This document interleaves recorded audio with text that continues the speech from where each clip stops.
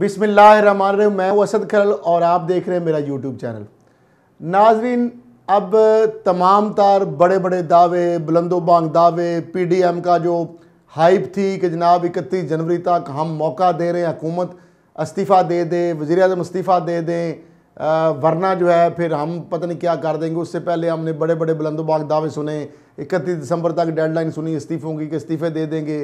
फिर ये कहा गया कि 31 जनवरी तक हम इस्तीफ़े जनाब वो जमा भी हो जाएंगे और फिर जनाब हुकूमत चली जाए, वरना हम पता नहीं क्या कर देंगे। फिर हमने ये भी सुना, चश्मे फलक ने ये भी देखा और सुना कि जनाब पीडीएम की जानब से कहा गया कि वो इलेक्शन में हिस्सा नहीं लेंगे, सेनेट का बाइकाट करेंगे, ज़िमनी इलेक्शन।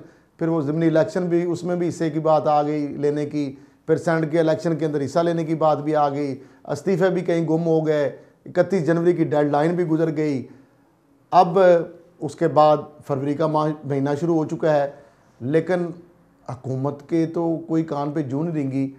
और अब इसके बाद क्या करेगी पीडीएम का जो गुब्बारा है, क्या इसके बाद भी वो ख्वाजा आसफ वाला जुमला कहूँगा कि कोई शर्म होती है, कोई हया होती है। अब मामला ये है कि नाजरीन, मैं थोड़ा सा आपको ज़रा इनके बड़े बड़े बुलंदोबाग दावे और इस पे हुकूमती जो मौक़िफ़ है जो गुजरा है उनकी जानब से भी थोड़ा सा उसके ऊपर ज़रा तायराना हल्का सा एक ब्रीफ लेते हैं ताकि आपको समझ आ जाए। अब नाज़रीन, मामला ये है कि पीडीएम की जानब से वज़ीर-ए-आज़म को मुस्ताफ़ी होने के लिए इन्होंने 31 जनवरी की डेडलाइन दी। 31 जनवरी का आपने देखा गुजर गया, अब फरवरी भी का महीना शुरू हो गया। पीडीएम ने वज़ीर-ए-आज़म से मुतालबा किया कि वो 31 जनवरी तक खुद ही मुस्ताफ़ी हो जाएँ, वरना अपोजिशन इस्लामाबाद की जानब लॉन्ग मार्च समेत दीगर ऑप्शन इस्तेमाल करेगी। अब वो ऑप्शन कब इस्तेमाल होंगे? मेरे ख्याल 2023 के बाद ये इसी तनख्वाह पे काम करते मुझे नज़र आ रहे हैं। बल्कि मौलाना साहब की जो तनख्वाह भी कई सालों से बंद पड़ी है, वो इसलिए ज़्यादा तिमला रहे हैं क्योंकि सरकारी खाबे और चीज़ें और मरात वो भी ख़त्म है। अब पीडीएम चूँकि वज़ीर-ए-आज़म को इस्तीफ़े के लिए दबाव में लाने में नाकाम रही, इस एतबार से अगर देखा जाए तो पीडीएम के लिए एक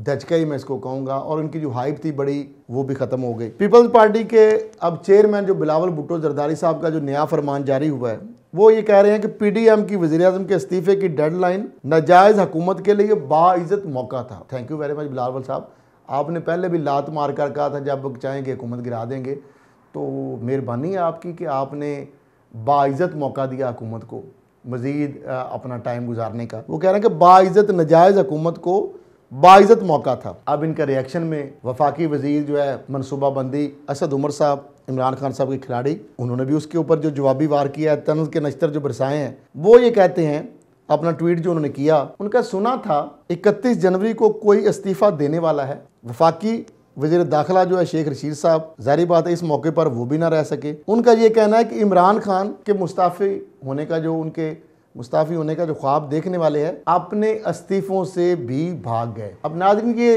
तुर्की ब तुर्की ज़रा जवाब सुन लें, इससे आपको अंदाज़ा हो जाएगा कि कौन सच्चा और कौन झूठा, किसके मौक़िफ़ में कितना वज़न, ये फैसला आपने करना है। आगे आ जाते हैं जी दूसरी जानब। अब पीडीएम की क़यादत जो है 4 फरवरी को सर जोड़ कर बैठेगी। अब फिर ये बहुत वाकई खौफनाक मामला है, क्योंकि पहले जो उन्होंने डेडलाइन दी, जो तो हुकूमत की पहले ही टांगें काँप रही थी, पसीने आने शुरू हो गए थे, तो अब 4 फरवरी को तो बिल्कुल उन्होंने, चूँकि जो पहले बातें सारी की हैं उस पर अमल दरामद हो गया है, तो इसलिए हुकूमत को बहुत ज़्यादा डरना चाहिए।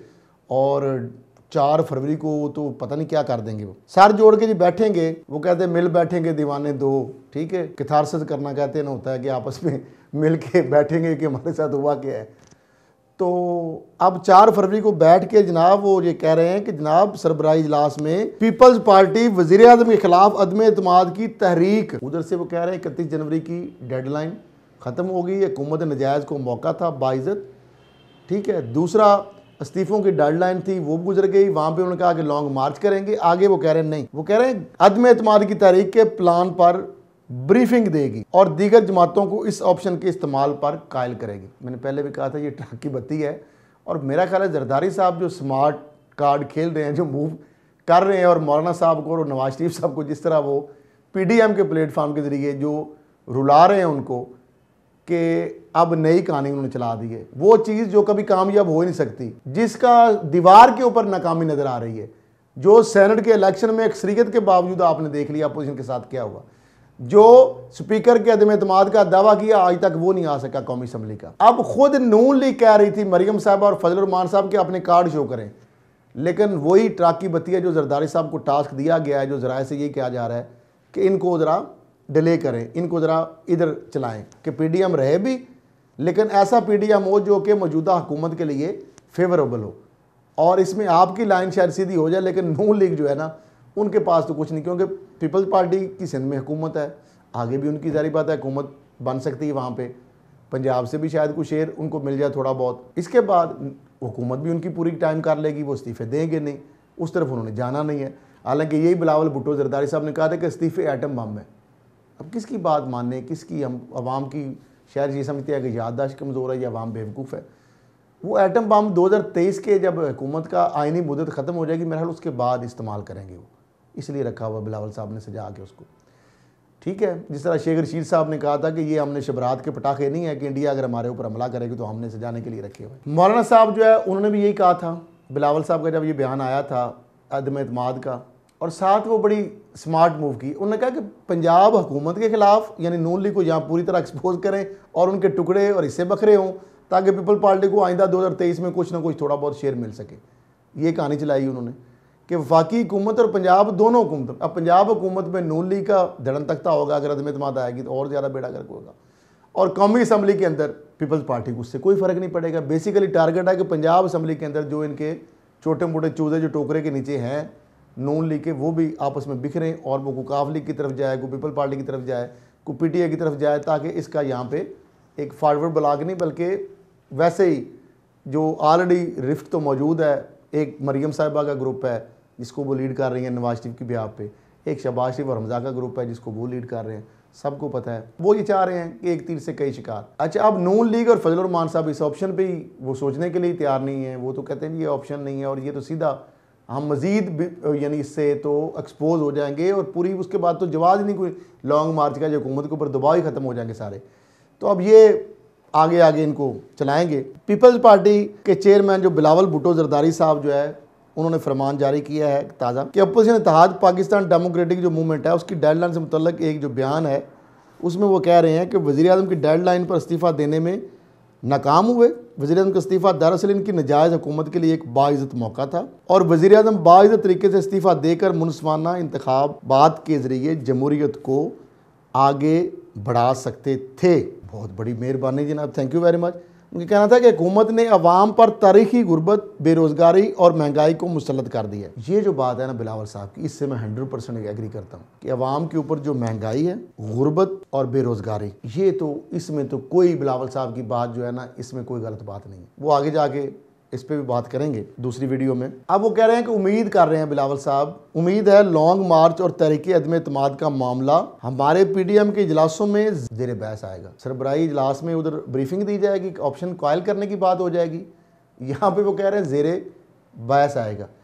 तो इसके बाद मेरा ख्याल है आम आदमी को अब समझ आ जानी चाहिए कि ये जो नून लीग, मौलाना फजल रहमान साहब, बिलावल भुट्टो जरदारी साहब, मरियम साहिबा, नवाज शरीफ साहब का वो तू तड़ाक, वो बयान, वो बुलंदोबाग दावे, इस्तीफ़े, बाइकाट, लॉन्ग मार्च, तो वो तो मेरा ख्याल है कहीं अब दूर दूर तक नज़र नहीं आ रहे। बिलावल भुट्टो जरदारी साहब मज़ीद कह रहे हैं कि सिलेक्टेड वज़ीर-ए-आज़म PDM की डेडलाइन के मुताबिक इस्तीफ़ा देने में नाकाम हो गए और एस्टेब्लिशमेंट अब सियासी खेल सियासतदानों पर छोड़ दे। अब ये एक और मैसेज दे रहे हैं। वो क्या कर रहे हैं, उनके वालिद ने भी ये खिदमात पेश की, अब वो भी खिदमात पेश कर रहे हैं। पहले उनके जरदारी साहब ने कहा कि हमसे सीखें, हम चला सकते हैं, हमें मौका दें। अब बिलावल साहब वो जो खला था नून लीग को इस्टेब्लिशमेंट की जो गोद में और कंधों पे आई, वो बिलावल साहब अब फिर मैदान में आए। वो कह रहे हैं अब सियासी खेल सियासतदानों पर छोड़ दे या तनाज़ात के लिए तैयार है। धमकी भी है, ऑफ़र भी है। वो चाह रहे हैं कि हम सर्व करने के लिए तैयार हैं, इमरान खान की खान साहब की जगह पे हमें मौका दिया जाए, और अगर हमें मौका नहीं देंगे जिस तरह नवाज शरीफ को आप देते रहें तो फिर हम लड़ाई करेंगे। वो धमकी भी लगा रहे हैं। एक ही वक्त में दो काम, तरला भी, मुतालबा भी, खिदमात की पेशकश भी और धमकी भी। अब ट्वीट के अंदर वो कह रहे हैं कि वज़ीर-ए-आज़म को इस्तीफ़ा के लिए दी गई जो मोहलत है दरअसल इनकी नाजायज़ हुकूमत के लिए एक बाइज़्ज़त मौका था। वज़ीर-ए-आज़म बाइज़्ज़त तरीके से इस्तीफ़ा देकर आज़ाद और मुनसिफाना इंतखाबात के ज़रिए जमहूरियत को जिस तरह हम पहले आगे बढ़ा सकते हैं। अब ये कौन सा बंदा ऐसा है कि अपने ही गले में फंदा डाले अपने मुखालफ की ख्वाहिश पर और अपने आप को ही कुर्बान कर दे, और उससे ये तवक्को कर रहे हैं कि इमरान खान साहब अपने आप को ख़त्म कर दें, हुकूमत अपनी ख़त्म करें, इस्तीफ़ा दें और वो ट्रांसपेरेंट इलेक्शन भी कराएं, तो उसके बाद क्या होगा? बिलावल साहब, क्या आपको कौमी असम्बली में आप हुकूमत मरकज़ में बना सकेंगे? क्या आप पंजाब में हुकूमत बना सकेंगे? क्या आप KPK में हुकूमत बना सकेंगे? उसके बाद भी तो आपको सिंध में मैक्सिमम हुकूमत मिलनी है ना, या जो मरकज़ में जितना शेयर है उतना ही आलमोस्ट मैक्सिमम इतना मिल सकता है, ये भी बड़ी गनीमत जाने। फिर वो कह रहे हैं कि इस हुकूमत ने अवाम पर तारीखी गुर्बत, बेरोज़गारी और महंगाई को मुसल्लत कर दिया है, मुत्तहिदा अपोजिशन को अब कठपुतलियों को हर सूरत में हटाना होगा। अब वो फिर कभी सिलेक्टेड कहते हैं, कभी कठपुतली कहते हैं, और ख़ुद कह रहे हैं कि हमें भी मौका दिया जाए और आप साइड से हट जाएँ, जिस तरह नवाज शरीफ साहब कह रहे थे, जिस तरह 2013 के इलेक्शन में 11 बजे तकरीर कर कह रहे थे कि हमें और ज़्यादा मैंडेट दिया जाए जनाबे वाला। वो किसको कह रहे थे? किसने दिया था 2013 का इंतखाब? आपको पता है सबको। अच्छा, फिर वो ये कह रहे हैं कि पाकिस्तान पीपल्स पार्टी जमहूरी तरीक़ाकार पर यकीन रखती है। तो ज़ाहिर बात है, जमहूरियत है, पार्लियामेंट्री सिस्टम है, अवाम ने मुंतखब किया है 5 साल के लिए, तो आप ज़रा सब्र करें। पहले भी आप तो बारियाँ ली हैं, अब फिर आपकी बारी आ जाएगी। 2023 तक अवाम खुद इंसाफ करेगी। अवाम, पीपल पार्टी, नून लीग, सारी पार्टियाँ, PTI जब जाएंगी इलेक्शन के मैदान में 2023 में, क्योंकि बिलावल भुट्टो, यही बिलावल भुट्टो जरदारी हैं, इनको तकरीर में याद कराता हूँ, असम्बली में उन्होंने कहा था कि हम हुकूमत को पूरा मौका देंगे 5 साल करने का। जरदारी साहब ने भी इसी अज़म का इज़हार किया। अब क्या मसला होगा? अच्छा, फिर वो कह रहे हैं कि पार्लियामेंट के अंदर और बाहर से मुसलसल मुश्तरका काविशें यकीनी कामयाबी की वजह बनेंगी। यकीनन आपकी जो कामयाबियाँ हैं वो नज़र आ रही हैं, बड़ी अब तक आपकी नज़र आ गई हैं कि जलसे रैलियों में तब्दील हुए हैं, जलसियों में, फिर रैलियों में, और लॉन्ग मार्च इस्तीफ़े जो है टाइम फिश हो गई। इनका कहना था कि मुझे उम्मीद है लॉन्ग मार्च और तरीके का मामला हमारे PDM के इजलासों में, वही ज़ेर बहस वाली बात कर रहे हैं, सैनन इंतखाबात में अपनी वाज़े शिकस्त से बचने के लिए कवानीन में तब्दीली से हुकूमती मायूसी अया हो चुकी है। नाज़रीन, मामला ये है कि ये पहली हुकूमत है जो शफाफियत पर यकीन रखने का अमली सबूत दे रही है।